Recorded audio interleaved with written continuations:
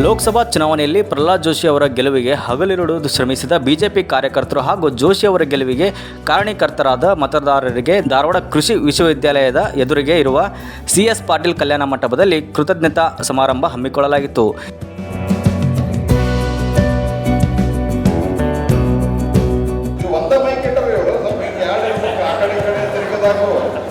ಗಡಿಗೆ ಹೊಡೆಯುವ ಸ್ಪರ್ಧಾ ನೋಡಿದ್ರಿಲ್ಲ, ಟಿವಿಯಾಗ ನೋಡಿರಲ್ಲ, ಮ್ಯಾಲ ಗಡಿಗೆ ಕಟ್ಟಿರ್ತಾರ, ಅದು ಇದೈತಲ್ಲ ಜೂಮರ್ ಐತಲ್ಲ ಅದ್ರ ಮ್ಯಾಲ.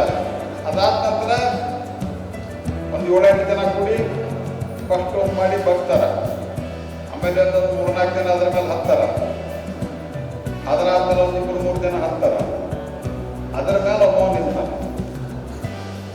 ಉಳಿದವ್ರದ್ದೆಲ್ಲ ಮುಖ ಏನಾಗಿರ್ತೈತಿ, ಗೋಡೆ ಏನಾಗಿರ್ತೈತಿ,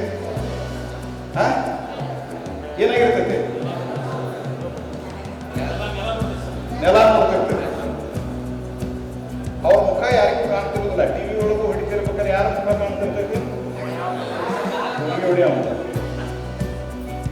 ಈ ವೇಳೆ ಕೃತಜ್ಞತಾ ಸಮಾರಂಭದ ಜೊತೆಗೆ ಬಿಜೆಪಿ ಪಕ್ಷದ ಸದಸ್ಯತ್ವ ಮಹಾಸಂಪರ್ಕ ಅಭಿಯಾನಕ್ಕೂ ಕೇಂದ್ರ ಸಚಿವ ಪ್ರಹ್ಲಾದ್ ಜೋಶಿ ಅವರು ಚಾಲನೆ ನೀಡಿದರು. ಕೃತಜ್ಞತಾ ಹಾಗೂ ಸದಸ್ಯತ್ವ ಅಭಿಯಾನ ಸಮಾರಂಭದಲ್ಲಿ ಸಾವಿರಾರು ಜನ ಕಾರ್ಯಕರ್ತರು ಪಾಲ್ಗೊಂಡಿದ್ದರು. ಲೋಕಸಭಾ ಚುನಾವಣೆಯಲ್ಲಿ ತಮ್ಮ ಗೆಲುವಿಗೆ ಕಾರಣೀಕರ್ತರಾದ ಪಕ್ಷದ ಕಾರ್ಯಕರ್ತರು ಮತ್ತು ಮತದಾರರಿಗೆ ಪ್ರಹ್ಲಾದ್ ಜೋಶಿ ಅವರು ಕೃತಜ್ಞತೆ ಸಲ್ಲಿಸಿದರು. ಇವತ್ತು ಬಹಳ ತುಂಬ ಖುಷಿ ಅನ್ನಿಸ್ತಾ ಇದೆ. ಏನು ಸಂಸದರಾದಂಥ ಕೇಂದ್ರ ಸಚಿವರಾದಂಥ ಸನ್ಮಾನ್ಯ ಶ್ರೀ ಪ್ರಹ್ಲಾದ್ ಜೋಶಿ ಅವರ ಒಂದು ಗೆಲುವಿಗಾಗಿ ಕಾರ್ಯಕರ್ತರ ಅಭಿನಂದನಾ ಕಾರ್ಯಕ್ರಮ ಮತ್ತು ಏನು ಸದಸ್ಯತ್ವ ಒಂದು ಮಹಾಸಭೆಯನ್ನು ಇವತ್ತು ಆಯೋಜಿಸಲಾಗಿತ್ತು. ಇದು ಕಾರ್ಯಕರ್ತರಿಗೆ ಒಂದು ಖುಷಿ ಕೊಡುವಂಥ ಮತ್ತು ಹುರುಪನ್ನು ಕೊಡುವಂಥ ಒಂದು ಸಮಾರಂಭ. ಏನು ಸಂಸದರು ಇಷ್ಟು ಸರಳ ಸಜ್ಜನಿಕೆ ಇರೋದಾರ ಅಂದ್ರೆ ಅವರು ಈ ಸನ್ಮಾನ ಮಾಡುವಂಥದ್ದು ನನಗಲ್ಲ, ಈ ಸಮಾರಂಭ ನಿಮಗೋಸ್ಕರ ಅಂತ ಹೇಳಿ ಕಾರ್ಯಕರ್ತರನ್ನ ಹುರಿದುಂಬಿಸುವ ಮೂಲಕ ಮತ್ತು ಈ ಒಂದು ಏನು ಸದಸ್ಯತಾ ಅಭಿಯಾನ ಕಾರ್ಯಕ್ರಮವನ್ನು ಚಾಲನೆಯನ್ನು ಕೂಡ ಕೊಟ್ಟರು. ಹಾಗೂ ಸದಸ್ಯತೆ ಏನು ಸಂಖ್ಯೆ ಇನ್ನೂ ಹೆಚ್ಚಾಗಬೇಕು.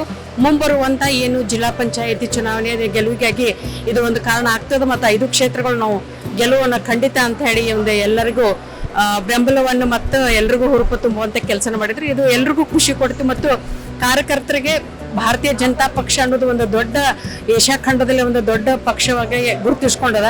ಆ ಪಕ್ಷದಲ್ಲಿ ನಾವು ಕಾರ್ಯಕರ್ತರು ಅದೇವಿ ಅಂತ ಹೇಳಲಿಕ್ಕೆ ಒಂದು ಖುಷಿ ಅನ್ನಿಸ್ತದೆ. ಮತ್ತು ಎಲ್ಲರೂ ಕೂಡಿ ಒಗ್ಗಟ್ಟಾಗಿ ಕೆಲಸ ಮಾಡಿದ್ರೆ ಇದು ಗೆಲುವು ಕಾರಣ ಖಚಿತ ಅಂತ ಹೇಳಿ ಎಲ್ರಿಗೂ ಹುರುಪನ್ನು ಕೊಟ್ಟರು. ಇದು ಎಲ್ರಿಗೂ ತುಂಬ ಖುಷಿಯಾಗಿದೆ. ಎಲ್ಲರೂ ಖುಷಿಯಿಂದ ಪಾಲ್ಗೊಂಡ್ರು ಮತ್ತು ಯಶಸ್ವಿ ಆಯ್ತು ಅಂತ ಹೇಳಲಿಕ್ಕೆ ಹೆಮ್ಮೆರಿಸ್ತದೆ. 5ನೇ ಬಾರಿಗೆ ಈ ಭಾಗದ ಕಾರ್ಯಕರ್ತರ ಮೆಚ್ಚಿದ ಲೋಕಸಭಾ ಸದಸ್ಯ ಅಂತ ಪ್ರಹ್ಲಾದ್ ಜೋಶಿ ಅವರನ್ನ ಯಾವುದೇ ಜಾತಿ ಧರ್ಮ ನೋಡದೇ ಅವ್ರನ್ನ 1 ಲಕ್ಷ ಲೀಡ್ದಿಂದ ಗೆಲ್ಲಿಸುವ ಮೂಲಕ ಕಾರ್ಯಕರ್ತರು ಮತ್ತೊಮ್ಮೆ ತಮ್ಮ ಗರಿಮೆಯನ್ನು ಮೆರೆದಿದ್ದಾರೆ. ಇದಕ್ಕೆ ಗೆಲುವಿಗೆ ಮೇಲುವಾಗಿ ನಮ್ಮ ಕಾರ್ಯಕರ್ತರು ಕಾರಣ. ಯಾಕಂದ್ರೆ ನಮ್ಮ ಪ್ರತಿಯೊಂದು ಕಾರ್ಯಕರ್ತರ ಕಳೆದ ವಿಧಾನಸಭಾ ಕ್ಷೇತ್ರದಲ್ಲಿ ನಾವು ಇಲ್ಲಿ 18,000 ಮತಗಳ ಹಿನ್ನಡೆ ಇದ್ದರೂ ಸಹ ನಮ್ಮ ಕಾರ್ಯಕರ್ತರು ಆ ಒಂದು ಇಡೀ ವರ್ಷಗಳ ಕಾಲ ಹೊಸ ಮೆಂಬರ್ಶಿಪ್ ಮಾಡುವ ಮೂಲಕ, ಹೊಸ ಮತದಾರನ ಮಾಡುವ ಮೂಲಕ ಇವತ್ತು ಅವರ ಗೆಲುವಿಗೆ ಕಾರಣಕರ್ತಾರೆ. ಮತ್ತು ಅದೇ ರೀತಿಯ ಕಳೆದ 20 ವರ್ಷಗಳಿಂದ ಮಾನ್ಯ ಕೇಂದ್ರ ಸಚಿವರಾದಂಥ ಇವತ್ತು ಪ್ರಹ್ಲಾದ್ ಜೋಶಿ ಅವರು ನಮ್ಮ ಕಾರ್ಯಕರ್ತರ ಒಂದು ಗೆಲುವಿನೊಂದಿಗೆ ಇವತ್ತು ಅವರು ತಮ್ಮೊಂದಿಗಿದ್ದಾರೆ.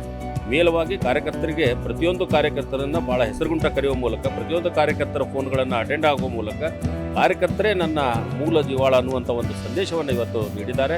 ಇದು ನಿಮ್ಮೆಲ್ಲರ ಗೆಲುವಲ್ಲ, ಇವತ್ತು ಕಾರ್ಯಕರ್ತರ ಗೆಲುವು ಅನ್ನುವಂಥ ಒಂದು ಸಂದೇಶ ಇವತ್ತು ನೀಡಿದ್ದು ನಮಗೆಲ್ಲ ಸಂತೋಷ. ನಿಜವಾಗಿಯೂ ಎಲ್ಲರಿಗೂ ತುಂಬ ಖುಷಿ ಆಗ್ತದೆ. ಯಾಕಂದ್ರೆ ಭಾರತೀಯ ಜನತಾ ಪಾರ್ಟಿ ಇದು ಕಾರ್ಯಕರ್ತರ ಆಧಾರಿತ ಪಾರ್ಟಿ ಅನ್ನೋದನ್ನ ಇವತ್ತು ಮತ್ತೊಮ್ಮೆ ನಮ್ಮ ಸಂಸದರು ಪ್ರೂವ್ ಮಾಡಿದ್ರೆ. ಕಾರ್ಯಕರ್ತರಿಂದಲೇ ಇರುವಂತಹ ಪಾರ್ಟಿ ಮತ್ತು ಅವರಿಂದಲೇ ನಾವು ಗೆದ್ದು ಬಂದಿದ್ದಕ್ಕಾಗಿ ಅವರಿಗೆ ಸನ್ಮಾನ ಮಾಡುವಂತ ಕೆಲಸವನ್ನ ಮಾಡಿದ್ರು. ನಾವು ಸನ್ಮಾನವನ್ನು ಸ್ವೀಕಾರ ಮಾಡಲಿಲ್ಲ. ಇದು ಒಂದು ಮಾದರಿ ಮತ್ತು ಎಲ್ಲರೂ ಕೂಡ ಅನುಸರಿಸಬೇಕಾದಂತ ಪದ್ಧತಿ ಅಂತ ನಂಗೆ ಅನಿಸ್ತಿದ್ರು.